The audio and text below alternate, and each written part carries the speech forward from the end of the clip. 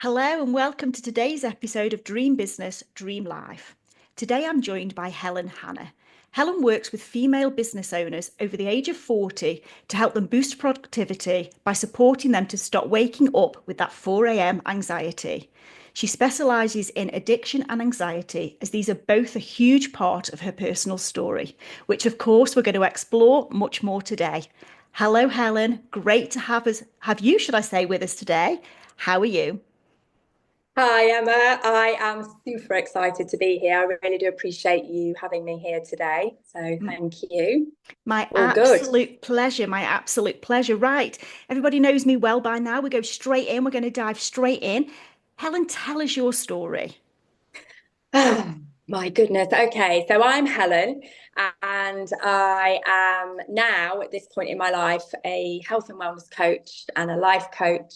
I'm a clinical hypnotherapist and I also teach yoga. So I've kind of gone on this really huge journey, which I will give you more information about based on the fact that that's why I'm here. It's sort of a very long story.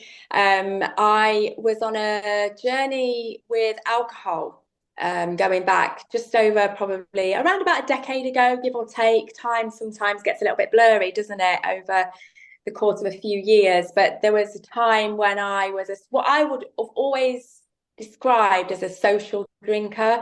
I wasn't any different to anybody in my life, my friends, my family, work colleagues. I didn't stand out in any way, shape, or form. I just drank, from the teenage years all the way through 20s, going out partying, the usual. There was nothing different about me at all as far as my drinking habits were concerned. And when I would say it was probably around about my late 30s. I think I had children in my early 30s. I've got twins, boy and a girl, who are just not long going to be 19. Wow. Yeah, I know. It's been a real journey. It's been interesting, seeing their relationship now with alcohol. Don't want to diversify too much, but that's been really interesting. But when they were very little, I would say around about maybe two, three, something like that. So I'd have been mid-30s at this point. I definitely started to question my relationship with alcohol. There was a sort of big thing on the news at the time about units and what was acceptable to drink per week. And I remember with a pen on a calendar marking the units and being genuinely quite horrified. So that spurred me on to drink only at weekends. That was a shift for me. I started, not drinking in the week, Monday to Friday, give or take. And then binge drinking, which I didn't even realize that's what I was doing, if I'm honest, at the weekends. So I had a real sort of intense journey with that for probably 4 or 5 years, thinking I was being good because I was only drinking at weekends. So, that was me being good. And then I found in my late 30s, as I was approaching 40, that things started to shift. Something started to change. And it was emotionally more than anything else. It was waking up at 4 a.m. with anxiety was actually the huge thing for me that had never happened before. And I would wake up with a real sort of like fear, this overwhelming fear. I've just gone really tingly. And it would be the sort of panic is the best way of describing it, because I couldn't remember what happened the night before. I could remember up to a point, and then it was just complete amnesia. And so that led me to panic, fear, guilt, remorse, all those negative, awful feelings that were then flowing around my body at 4 a.m. in the morning. There's the physical side of it, the dehydration. Where's my phone? Where's my bag? What happened? And unexplained injuries, they weren't severe. I was very, very fortunate. I never had, broken bones or anything that was actually visible. I genuinely to this day don't know how that happened, but it would be like bruises, scratches, things on my body that I couldn't explain. And the children were getting to an age where they'd be asking me questions and I'd be having to pretend that I could remember something from the previous day that they could obviously remember because they were, children, and I just had no recollection. And I was battling, you know, trying to remember and trying to pretend that I could remember. And this was just becoming regular. It started, it went from maybe every now and again to starting to become weekly. And then both nights of the weekend, I was drinking Friday and Saturday night. And so Saturday morning, Sunday morning, I was getting a sense of this every single week. And it just became really scary. That's the only way I can describe it. It started to scare me, and I started to question my relationship with alcohol. And I'd never done that before. It was something that I just perceived as being very normal. Everybody was doing it, so I didn't question what I was doing. And it I'd had a brief encounter with not drinking a few months previously, about a year or so previously. I'd been on a yoga retreat with a friend, and she was trying to get pregnant. And so we'd gone for a cleansing, detoxing weekend, which, to be honest, I felt very uncomfortable about, because I always sort of, girls' weekend away, it was full of Prosecco and the usual treats, and gin and vodka and shots, and that was my girls' time away from the children. And this was a whole new experience, and I embraced it massively. But we'd been asked not to drink for 2 weeks prior to going on the retreat, and I remember thinking, well, I actually didn't even think about it. I just thought that'll be okay. I genuinely thought it would be easy. It really wasn't. It really was the first time I'd, on reflection, had a break from drinking for my entire drinking career, so decades. And the reality, apart from pregnancy, but of course, as anyone that's a mum will understand, that is a very different approach from a mental perspective. So this was a situation I was in where I was being asked not to drink, and I thought it was going to be easy, and it really wasn't. It was very, very challenging. I found it very, very difficult. I did it. I went on the yoga weekend, and I came home on the Sunday, and I remember to this day walking in the house super proud. I've done it, 17 days, no alcohol, opened the fridge, got a bottle of wine, and proceeded to drink the bottle of wine. I'd done it. I'd had a break from alcohol, so normality resumed, and never questioned that. Never thought to continue. It never entered my head. It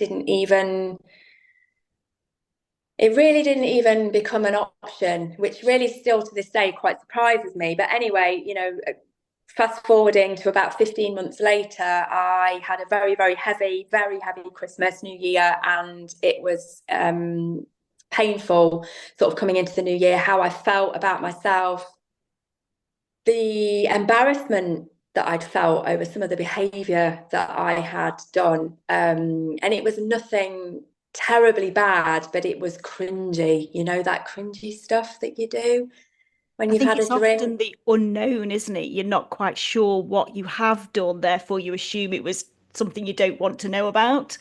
Yes, exactly that. I can relate to that very much. And also the stuff that other people find hilarious that they then remind you of is the stuff that makes you just literally die inside, because that's the stuff that that your children have seen. They've seen it, they've witnessed it, and they're watching this, in front of their very eyes. And I actually saw the 28 days free challenge book in a supermarket, and I was like, oh, that could be something. I'd made a decision at that point to take another week off alcohol, because I'd done it previously. I thought, I can do that. Let's just give myself a few days. Let me just, at least get through a week, and see how I feel, and go from there. And I saw this book, and I flicked through this book, and I thought, I can do 28 days. I can do that. So I set myself a goal. I actually did 31, I think, or 32 days, and desperate to, to have a glass of wine after that period. Had a sip, and I thought, oh, that's not very nice. Continue to drink it, because that was my normal, and normality resumed. And very long story short, that relationship with alcohol continued for probably about another year. A month off, back to normal, a month off, back to normal. And at some point during all of that, my light bulb moment happened. I genuinely don't know when it was, but it happened. And I remember feeling like I was very aware that I preferred myself without alcohol. My life was just blossoming before my very eyes. Work was going well. I was sleeping well. My skin looked great. People were commenting. The kids were mentioning little comments like, "Oh, mummy, we prefer you when you don't drink. You're much nicer." All these like heart-stopping moments that were happening. And I was very aware that I didn't want to drink, but I couldn't stop. I couldn't stop. It was a habit and it was ingrained and it was programmed and it was conditioned, and I just couldn't stop on my own. So for me, that was a real eye opener, I think, because I do genuinely still feel, even now, with other things in my life and with certainly people that I work very closely with, that we have this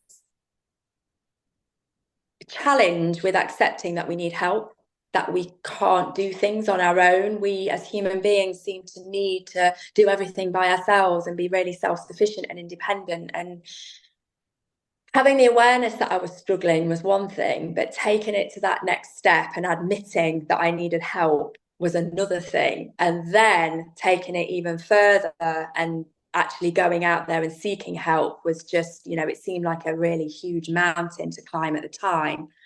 And I was very reticent about the help that I was going to get because I wasn't an alcoholic. I wasn't struggling with the physical symptoms of alcohol at all. Like there was no withdrawals, there weren't any withdrawals. So for me, I didn't class myself as an alcoholic. I was very much, I've learned since that there's a grey area of drinking. At the time, I didn't know this.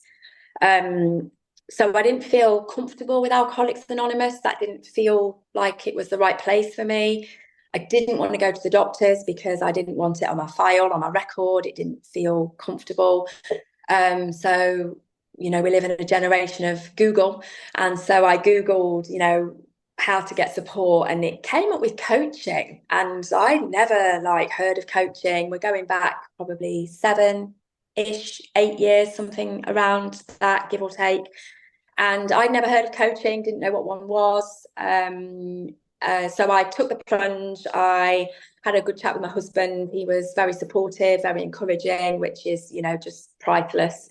And I took the plunge and invested in a coaching program, which was a transformational program, 12 weeks. And it literally did exactly that. It completely changed my life. And I genuinely would not be doing what I'm doing and be where I am if I hadn't put myself at the top of the priority list and invested in myself and put myself first. And it just changed everything. And so from there, it became about, okay, this has changed my life. I can help other people that have been through something similar or going through something similar. I was very scared, very lonely when I was in the height of my addiction. It's taken me a very long time to be able to describe it as an addiction because I genuinely didn't feel like I was an addict. It's still surprising that I still find that quite challenging to vocalize because I was completely addicted. My whole life revolved around wine, vodka, prosecco, whatever it might be. And so that feeling of being so lonely, even though I got a brilliant support network, loads of friends and family that were very supportive, I still felt very lonely. My whole life was about to change. It was about to shift, and I wasn't sure how that was going to work. And so the fear, the loneliness, being very scared was very, it was a big part of the block, the obstacle of me moving forward and taking those next steps. And so for me, it was about how can I help somebody that might be experiencing that from my experience and make this into a positive thing, a good thing, because it had been such a pivotal part of my life and something that I never thought would, if somebody said to me 10 years ago, where do you see your life in 10 years? I mean, this just is just still I almost can't express how totally polar opposite it is. It's just What did you phenomenal. used It's to do, truly Helen? phenomenal. Sorry to interrupt. What did you used to do before your That's business? okay. Were you Had you got your own business then? Were you employed? Were you Yeah, I full-time did mum? various corporate up until the children. I was Yeah. in lots of different corporate jobs, worked in banks, did recruitment, lots of corporate work until I was pregnant. And then when I came out of pregnancy, I stumbled into cleaning. It was a little part-time thing that I run around the children so I could still be there for them at school. And the lady that was running it, she had to, stop doing it. And so she asked me to take over. And suddenly I was running my own cleaning business, which was, I loved it. I absolutely loved it. I did it for 10 years. It was fabulous. I went into commercial as well. And it was hugely successful. And I was able to function, Emma.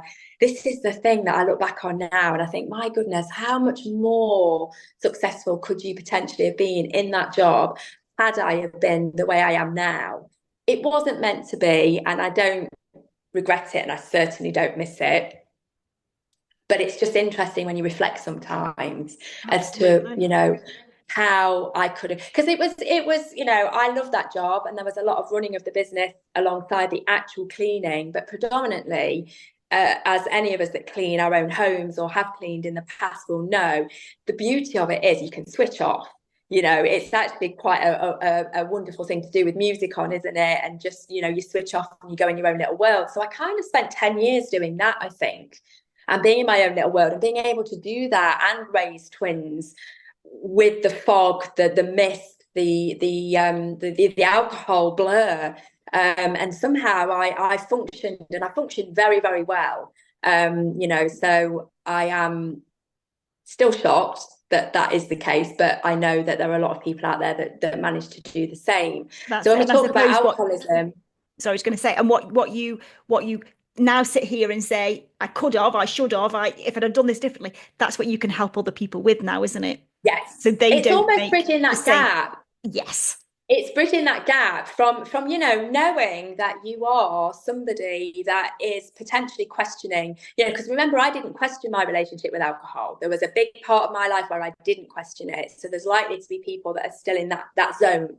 But if you're in the zone or the area of your life or the point in your life, especially at this point of, for me it was 40, it might vary for people, but this sort of next stage of your life, almost where your children are starting to become more independent, I think that for me may have been part of the process. Hmm. They're starting to be more observant, they're starting to become young, sort of old children, very young adults. It's kind of that phase where we start to shift and we start to change. And I think yeah, it's if you've got that awareness, if you've got that feeling that your relationship might be unhealthy, for me it was about removing that that area in the middle that's the challenge. I know that that's the bit for me that I found really, really challenging, is Yeah, yeah. what do I do, where do I go, who do I speak to, how is this going to work? And just knowing that you've got somebody that you can reach out to and ask for support when you're at that point, for me, is golden. It's really amazing, and I'm always so truly honored to help people in that phase. Yeah. And I think the thing is, I resonate with your story so much from my own personal story, my own personal let's use the word addiction again, my own personal like use of alcohol, to drown out life, to drown out all of that stuff, whatever alcohol for whatever reason you turn to alcohol, once you do that, it is very difficult for it to become anything different. You said a Yeah. couple of things there, like you went off and did your 17 days without alcohol. The first thing you do when you get back is think, oh, I know what I normally do. I open the fridge and I drink the wine. Probably Yeah. didn't want the wine. And as you say, certainly didn't particularly enjoy it. But that's what you do, right? Therefore, Yeah. you start again. Yeah, it just becomes a It's habit. But I think it's you the can habit. notice, yeah, you can notice massively, can't you? And this is coming from personal experience, you can notice massively when you've had a period without the alcohol going into your body versus the time where you've perhaps only had a glass or two regularly, but it's surprising how that builds up in your system. I know for me, um, I still have I will I people know me, they still know I like a glass of wine, and I still know that sometimes I need to not drink as much wine as I do, but I'm a lot more in control of it now. But when I don't drink alcohol, I am more productive, I'm more bouncy, I'm not as sleepy. I just feel better for it, but I tell myself I don't. because then I'm justifying the fact that Yeah, it's only a glass of wine. It's yeah. only, it's only this little thing. But I personally, hand on heart, can say if you allow yourself enough time to get the alcohol back out of your system, you massively can tell the difference. And whether it's alcohol or any other form of drug or anything, whatever it is, I agree. I from agree. And I addiction point of think view. it's about giving yourself the opportunity to experience that, I think is because I'd never done it before, going back to the yoga retreat. I'd never had a break from alcohol, apart from, as I say, being pregnant. But that is very different. There's a shift in mentality. This is, as a mature woman with young children, Mhm. um, as many of us that are in that situation know, there's an element of feeling like you need the wine to deal with the fact you've got young children. I mean, my goodness, if only I knew what I knew now, or not knew, because we do know it, if only I felt what I feel now.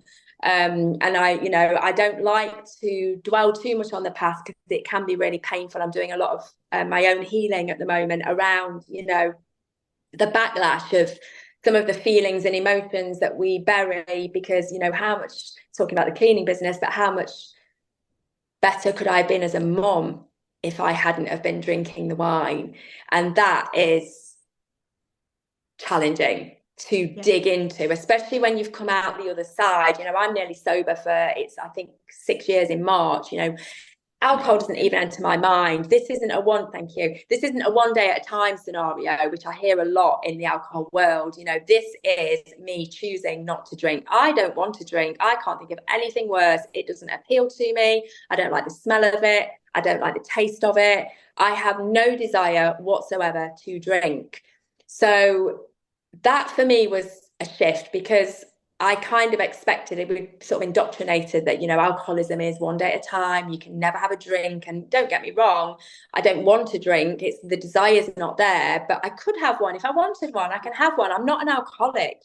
This is a very different approach to the addiction than what we're perceived to believe needs to happen if you do drink and you decide that you want to change that relationship with alcohol. And I think that's really important to grasp. Like, this is a choice. This is not me feeling deprived, hating Christmas because, oh no, everyone's going to be drinking and I'm not allowed to drink and woe is me. I can't think of anything worse than having a drink. The first Christmas I had without alcohol, I was dreading it. Obviously, it's natural, right? It's everywhere. It's in the shops. The minute you walk in, everything's 50% off or whatever for 6 bottles or more. It's on the TV. Everything you watch is alcohol orientated around Christmas. So naturally, it was a fear. It was the best Christmas I'd had since I was 14. It was incredible. I remembered every single minute. I was full of fun. I think that was where I was heading with this. The fun side of you comes out because you've been masking it, you've been dampening it. A lot of people think they need alcohol to be fun and, to have the social skills to be able to have a good night out. Quite the opposite. When I removed alcohol from my life, I became much more fun. I became much more involved. I became much more aware. I was able to have meaningful conversations with people without slurring my words and forgetting what I'd said or what they'd said. Or, we've just got this overwhelming fear around a lot of things. The big ones are obviously Christmas and weddings and birthdays and all those sorts of things. But let's be honest, we drink. I speak from personal experience when I say you drink because you're happy, you drink because you're sad, you drink because you're bored, you've had a good day, you've had a bad day, you've had some bad news, your friend's not very well, you name it, we can create an excuse to drink. That's the nature of the beast because that is how we've been programmed and conditioned. And it doesn't have to be like that. No, no, absolutely not. Absolutely not. So just to start summarizing, because I know we're slowly running out of time as we do with these things. I could literally chat to you all day. But to summarize that, what would you say are the main differences for somebody who, I'm not going to say go sober, because I don't think everybody wants to or necessarily needs to go completely sober. And I think you've confirmed No. that. But Yeah. for if somebody has, if any of our listeners know that they have perhaps not the best relationship with alcohol, what would you suggest they do first? What would you say that the steps that they should follow are? For me, awareness is always the first thing that I focus on. It was for myself and with my clients as well. Create the awareness. If you feel that your relationship isn't healthy with alcohol, start to observe it, start to pay a little bit more attention to it. Because, like we spoke about, the habit is such that we often just do it without even thinking about it. And it can be so useful to just observe patterns. Like for me, my witching hour was when I got home with the children from school, dumping the bags straight to the fridge, glass of wine, sort out all the packed lunches, uniforms for tomorrow, cook dinner, one glass turned into two, turned into the bottle, blah blah, repeat, repeat, repeat. So, but I didn't even know I was doing that at the beginning. So if you pull it all the way back to the very, very beginning, if you've got a question around your alcohol intake, just start to pay attention, start to create awareness. Journaling is, and it doesn't have to be full on writing pages and pages and pages. It could be notes in your phone, it could be something on your laptop. It's just starting to, even maybe like me, have a calendar where you mark down your units, or it's just taking a lot of what's in here and putting it somewhere else that you can refer back to, and then you can start to see little patterns and little triggers, and it starts to build a picture. And once you've got that awareness, then you can do something with it. Yeah, so mindfulness is key, isn't it? Getting to understand, Yes. what you're putting in. And I suppose also if you're journaling, and I love journaling, by the way, and journaling was the thing that completely turned my life around back in 2021. But I think it's also about looking at the impact of when you did something. So if you had a heavy night, if you had a Yeah. heavy night with drink, what did the next day feel like? How did you feel? So it's thinking about those sort of things, isn't it? Because I think for me, I always felt fine the next morning. I never was hungover.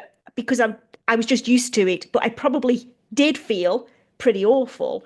But I was so used to feeling that awful that to me that was Yes. my normal. So I think Exactly sometimes that.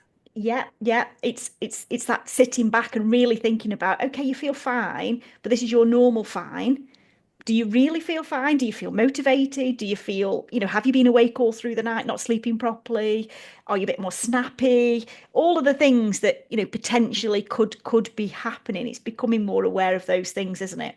My goodness, yes. And I will say the relationship with my children, I mean, my relationships, on the whole changed positively. But the relationship that I have had, continue to have with my children has absolutely, without doubt, been, I mean, they were my why. That's one thing that I will say that really helped me as well in the beginning. Find what is your why are you, if you've got that awareness and you feel your relationship isn't healthy and you want to take it to that next stage, figure out what your why is. Why are you choosing to take that next step? And for me, it was my children, and they continue to be my why even now to this day with whatever I do in my life. But when they started to say things to me that were positive, that was all I needed to keep me motivated, to keep moving forward. And it's, baby little steps all the time. I say this a lot, we're not looking to run before we can walk. We take it very slowly with any change, especially when you're wanting to create long-term habit change. It's all about taking it slowly. But yeah, the why is super important. And I know that the relationship I've got with my children now at 18, 19 is because of the changes I made to my life when they were 10. Yeah, yeah, completely. So before we sum up, how would you, if somebody is struggling, if somebody thinks Yeah. that, they are struggling, how would you say that by doing this work, by, sitting there and being mindful, getting to know, what their relationship with alcohol is really like and getting the truth picture of that, what would you say to them from a motivational point of view? So what sort of things are they going to see improving if they Oh my sort that? goodness. You know what, Emma? It would be easier to tell you what wouldn't improve for sure. There's honestly, I mean, I was once given some advice very early on in my journey to make a list of the pros and cons of alcohol, and literally pen and paper with a line down the middle, pros, cons. And it doesn't have to be that you do it in 10 minutes. You can do it over days, you can do it over weeks. But that can be really interesting because For me, everything changed, improve relationships, the sleep. I mean, I sleep so well these days, it's just such a wonderful thing to be able to experience, because waking up at 4 a.m. with anxiety every single, because remember, this wasn't just at weekends eventually, this then spread into the week because of the fear, the guilt, the remorse. It was then just every night waking up at 4 a.m. with anxiety over what I'd done, what I'd said, etc. So the sleep benefits, the skin, you will 100% feel more motivated, more confident. You've got more energy, you feel more aligned, you are more focused, you can concentrate. I mean, you've got more motivation to eat well, to exercise, make sensible decisions around your health, your wellness. The work becomes more, you're more positive at work, so you perform better, it flows. It just, I could literally keep going. I mean, the list is endless, truly, truly endless. Amazing, amazing. Right, okay, let's end this with what would you share as your top tip for our listeners? My top tip is to create the awareness. Honestly, having been in that situation where I knew deep down something wasn't right, something wasn't working, something wasn't sitting right with me, and I didn't know. I genuinely didn't know what it was. So awareness, mindfulness, however you want to label it, is for me absolute key. Take some time and question your decisions, question your habits. Just take some time to sit with yourself and be honest about what's happening and what is going on. Honesty with yourself is where to start. I love that honesty with yourself, because I think that's often the thing that we don't do. We don't admit to ourselves how we're really feeling. We don't admit to ourselves that it's a problem. Absolutely love that. So finally, if any of our listeners want to learn more about you, where's the best place for them to connect? I am on Facebook and LinkedIn and also on Instagram as well. So quite a broad spectrum there of where you can find me. And I'm quite easy to find because I've got two girls' names, Helen, Hannah. So it's quite an easy one And to is your handle remember. just Helen Hannah? Is it Helen Hannah Coaching? It's Helen, Hannah. Fabulous. There you go. You can all go and connect. Right, Helen, thank you so much for joining me today. It has been wonderful chatting to you. And thank you to everybody else for listening. I will see you next